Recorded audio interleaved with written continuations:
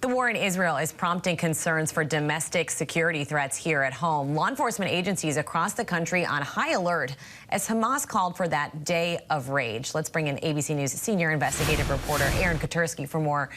Aaron, what are your sources telling you about the threats here in the U.S.?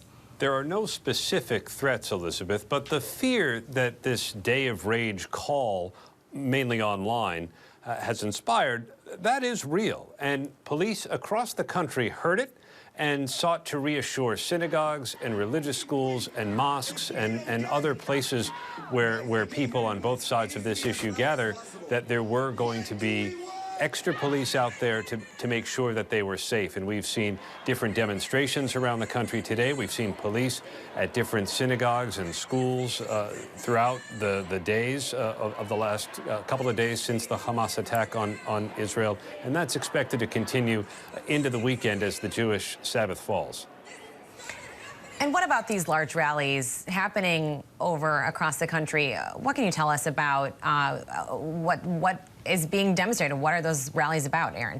Well, the rallies, of course, are meant to either free Palestine or, on the other side, bring our hostages home. Those are some of the rallying cries that we've heard as we've been out at some of these rallies. And today there were rallies in San Francisco and Washington. Here in New York, there was a march from one of the local colleges into Times Square, and that's shortly going to step off and move toward the Israeli consulate, a pro-Palestinian rally.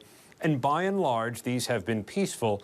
Today here in New York, there were at least 2 people who were given summonses to appear at a later date after some skirmishes between pro-Israel and pro-Palestinian demonstrators. But by and large, these have been peaceful, and there's enough police on the streets to ensure that that's the case. And putting police on the streets in large numbers, even though it can look kind of scary and unnerving. And you can see New York City police deployed to the rivers. They deployed with helicopters. They put up barriers there at the Capitol.